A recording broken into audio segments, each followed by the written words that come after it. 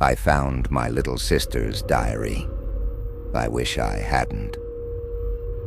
My little sister, Emily, always loved keeping a diary. She had stacks of them, pastel covers with little locks, each one filled with messy handwriting and stickers. She used to guard them fiercely, threatening to tell on me if I so much as looked at them. But Emily passed away 3 months ago. She was only 11, a freak accident at the lake. She fell in, hit her head on a rock, and drowned before anyone could get to her. The funeral was unbearable, and afterward I couldn't bring myself to touch her things. Her room remained untouched, like a shrine to the girl she used to be. But last week, Mom asked me to start sorting through her belongings. I found her latest diary in the bottom drawer of her desk. It was unlocked. I thought reading it might bring me some closure. I thought it would help me feel close to her again. I was wrong. The first few entries were normal. Today we had pizza for dinner.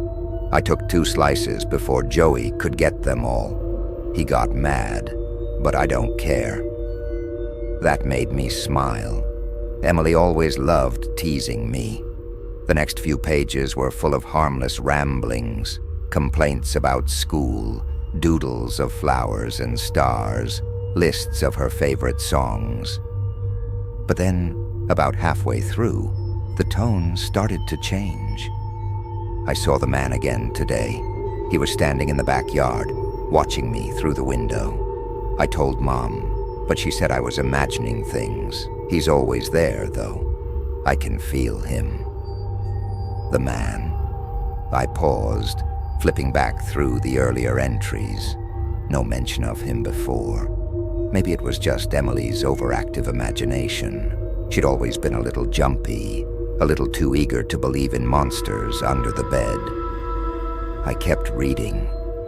The man came closer last night. He tapped on my window. He didn't say anything, just smiled at me. His teeth are so big. I wanted to scream, but I was too scared. I felt a chill run down my spine. Emily's handwriting got messier with each entry, her words more frantic. He comes inside now. He stands at the foot of my bed while I pretend to sleep. He whispers my name. He says he's waiting. Waiting for what? I flipped to the last few pages, my heart pounding.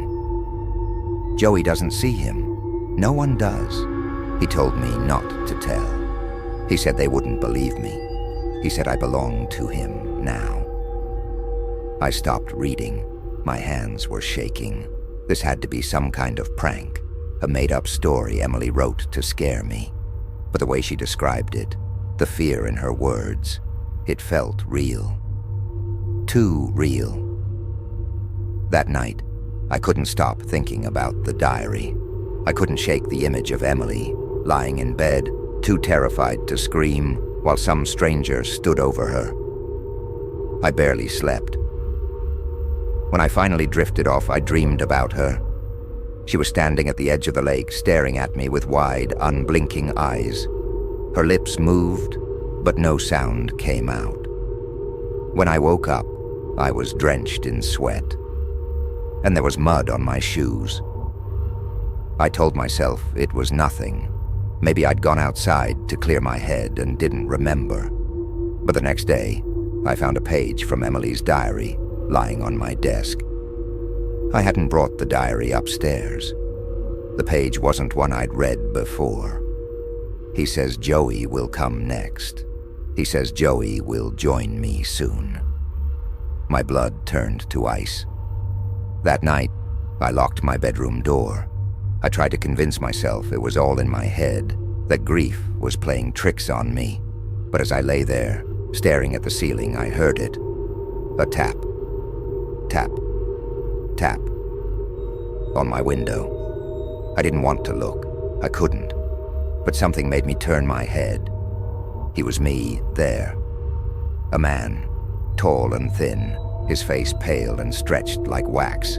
He smiled at me, bearing rows of jagged teeth, and pressed a single finger to his lips. I couldn't move. I couldn't breathe. When I woke up, it was morning. The window was locked, no sign of anyone outside. I almost convinced myself it was a dream, until I went downstairs and found another page from Emily's diary on the kitchen table.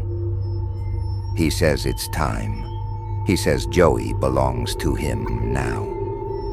I haven't slept since. I haven't left the house. I keep hearing taps at the windows, whispers in the dark.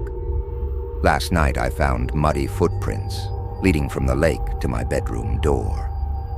I think I understand now. Emily didn't fall. She didn't hit her head. He took her. And now he's coming for